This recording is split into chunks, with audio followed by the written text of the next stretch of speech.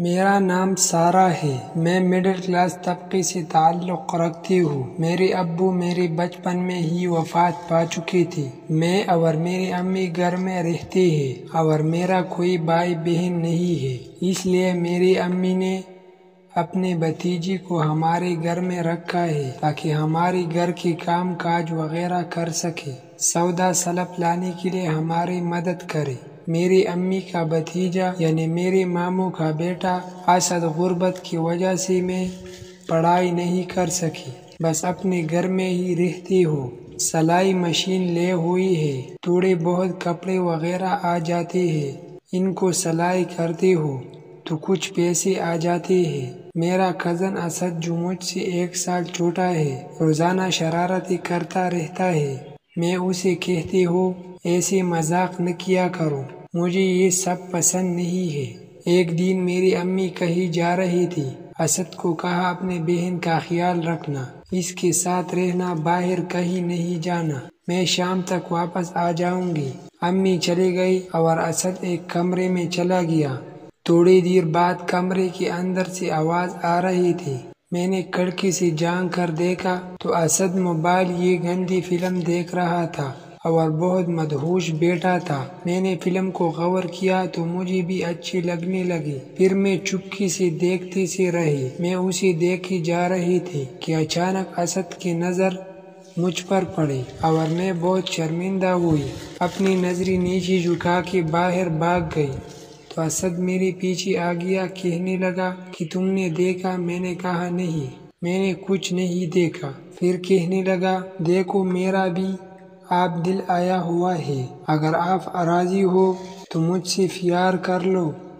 میں نے کہا نہیں، یہ بات اچھی نہیں ہے، امی تجھ پر کتنا اعتبار کرتے ہیں اور وہ ہم دونوں کو بھائی بہن مانتے ہیں۔ سب نے کہا تو کیا ہوا، میں امی سے آپ کا رشتہ مانگ لوں گا، ویسے بھی تو یہی رہتا ہوں، آپ سے شادی کر لوں گا۔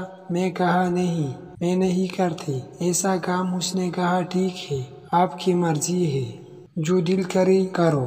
پھر تھوڑی دیر بعد امی بھی واپس آ گئی اور اسد نے کہا میں آج شام اپنے گھر جاتا ہوں، کل واپس آ جاؤں گا۔ اسد چلا گیا، میں اپنے کمرے میں سو گئی۔ میں جیسی ہی سوئی تو میرے سامنے وہ فلم آ گئی، میرا دماغ چکرانے لگا، میرا دل بہکنے لگا، دل کر رہا تھا کہ ابھی اسد کے پاس چلے جاؤ۔ پھر جیسے کر کے صبح ہو گئی اور اس دن بھی آ گیا۔ اگلی رات اس اپنے کمرے میں سویا ہوا تھا، میرے ذہن میں پھر وہی خیال آئی ہوئی تھی۔ میں اٹھی اور اسد کے کمرے میں چلی گئی، اسد کو اٹھایا تو اسد خوشی سے کہنے لگا کیا ہوا یہاں پر کس لیے آئے ہو؟ میں نے کہا اسد مجھے آپ سے پیار ہو گیا ہے، اب تم مجھ سے شادی کرو گے؟ اسد نے کہا یا اللہ مجھے یقین نہیں ہو رہا یہ تم کہہ رہی ہو۔ میں نے کہا اسد تم میرے دماغ میں گھوم رہی ہو، آپ کے بغیر تو مجھے کچھ بھی اچھا نہیں لگ رہا۔ پھر اس نے مجھے اپنے ساتھ بٹھایا اور مجھے کہا پھر کیا ارادہ ہے؟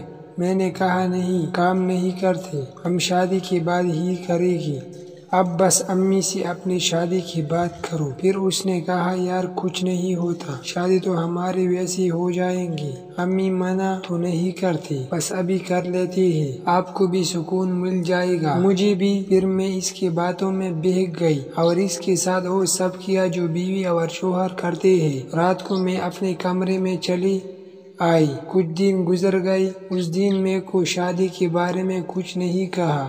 دن گزرتے گزرتے 1 ماہ گزر گیا اور مجھے پتہ چلا کہ میں پریگننٹ ہو گئی ہوں۔ میں نے جلدی سے اسد کو کہا میرا تو یہ خیال ہو گیا ہے، آپ امی سے بات کرو ہماری شادی کی۔ تو وہ بہانے کرنے لگا، کہنے لگا مجھے شرم آتی ہے، یہ وہ پلا آنے بہانے بنانے لگا۔ میں سمجھ گئی تھی کہ اب اسد مجھ سے شادی نہیں کرتا، اب میری زندگی تباہ ہو چکی ہے، میری ایک غلطی کی وجہ سے میں اپنی امی کو رسوا کر رہی ہوں اور اپنی زندگی کے اوپر بھی دماغ لگایا ہے۔